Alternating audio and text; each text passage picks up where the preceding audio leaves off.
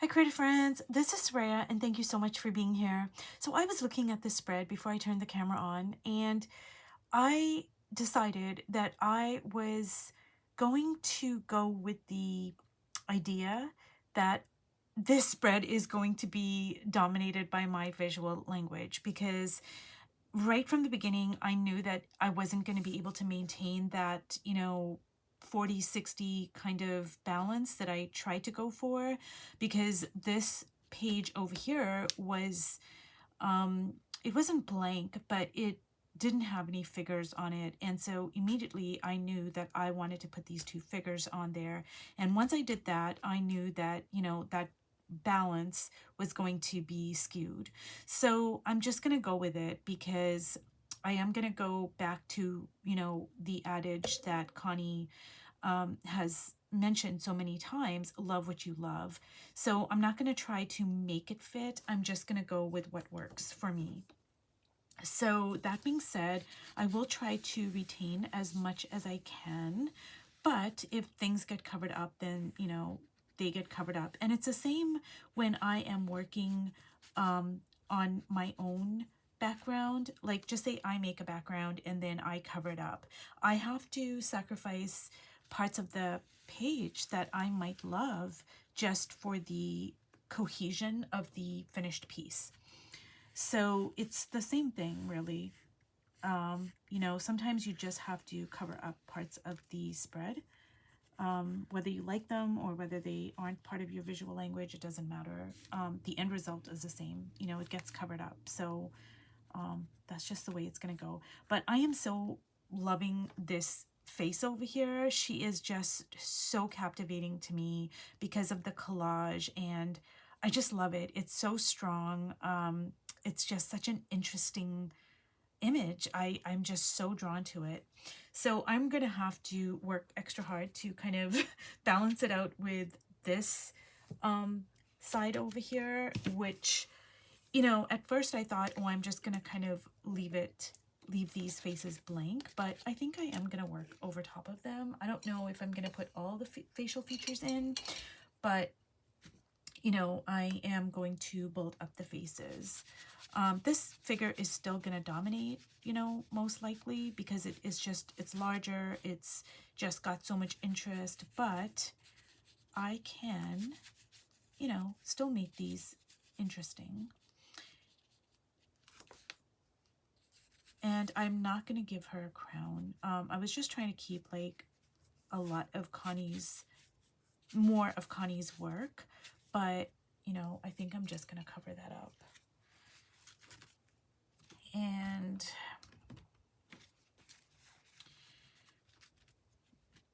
I do want some of that cheap line composition notebook collage to show through.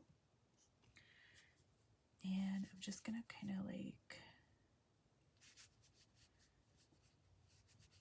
put another coat of this orange here, just because I don't want it competing with the neck over here. That's really busy. That's really busy. This is busy. So I just am going to tone this down a little bit and just have it be kind of basic, You can still see a little bit of the background show through. I'm not sure if the camera can pick up on that, but in real life, like, I can still see just a little bit, not a lot. And I'm going to drag some of that into the face there. And so what I'm going to do is I am going to turn this around and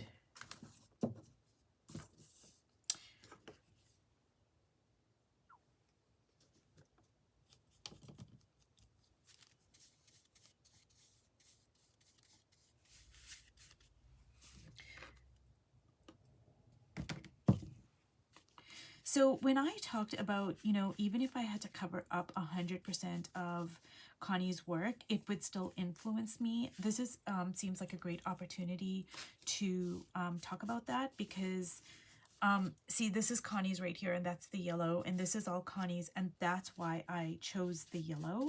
So even if I had to cover up all of her work, the image that was on the page, the colors, the lines, the marks, the composition, like everything is going to affect me in terms of, you know, what I am influenced by, what I use.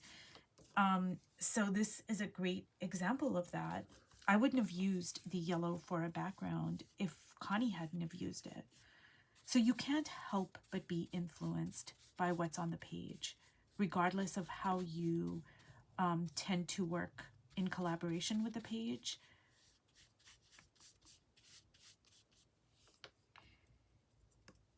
And I don't know, you guys, I wanted to keep these like little bubbles over here, but I don't know, it's gonna look kind of weird if it's just kind of there, like floating in space, because when Connie had it, it was, you know, there was a whole bunch of other stuff going on that it fit in with Connie's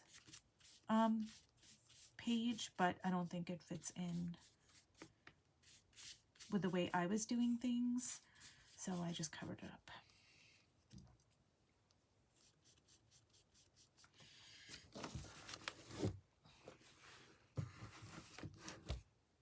So there are a few things I would replicate in another one of my journals. The first thing is, of course, this collage piece here. Like, I just left it for the eyes and the mouth, and I love that. I just think it makes her look so interesting.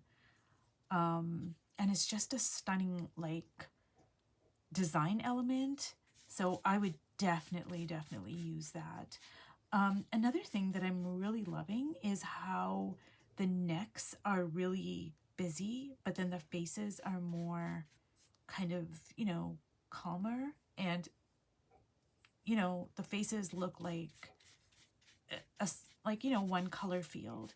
And then there's all this interesting stuff going on in the necks. I think I might want to replicate that in some way.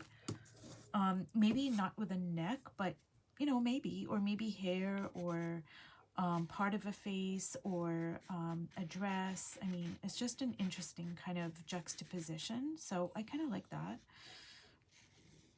And, you know, it's like planting a seed of inspiration. It may bloom, or it may not, or it may, you know, it may just, like, a seed to me is something like, okay, it's full of possibility, and who knows what it's going to morph into, but the seed is planted.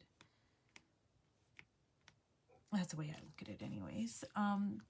So yeah, now this is all wet here. I'm really loving this face. Like, part of me wants to kind of, you know, put like some orange on the cheeks. I might put a little bit of orange on the cheek there. Like, just that like pop over there. And maybe just a tad over there. Well, you guys, this is going to be a really short video, and like I have mentioned before, when I think people are following along and I have a shorter video, I post it 2 in a day, and that way if somebody's following me, then, you know, they don't have to wait until the next day. And there's really no way for me to control how long the video is, because things just happen when they happen. Like, that's kind of just the way it goes. But I probably will post this like 2 in a day, because this is going to be a short video. But what I'm going to do, you guys, is I'm going to let this completely dry, and then I'm going to work on it. I probably won't videotape it. I'm just going to work on the facial features, but I will absolutely, you know, I'll show it to you in another video, and I'll say, hey, you know, this is the spread and this is how it turned out, type of thing. Because basically it's just a matter of me putting in the facial features and allowing things to dry with each layer.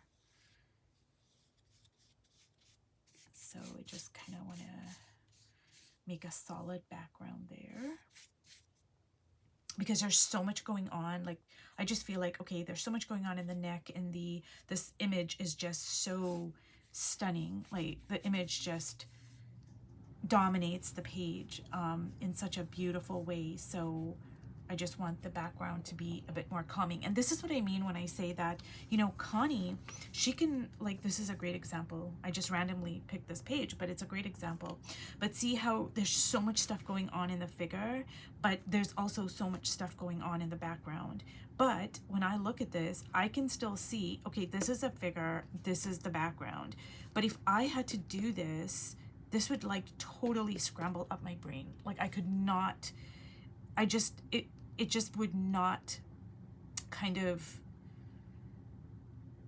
I mean, I'm not saying it's impossible, but it would be so uncomfortable for me. Like, and as I work through the pages, I am trying to kind of get more comfortable with doing that.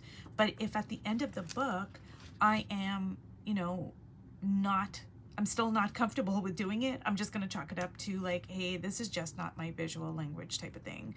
But yeah, like you see how Connie can just balance both of those aspects. Whereas for me, I go, oh, there's just so much going on here. You know, I need the background to be calm, but you know, hopefully that might change. Anyways, you guys, if you've watched all the way to the end, thank you so much. And thanks for listening to my ramblings, and I will see you in my next video. Bye.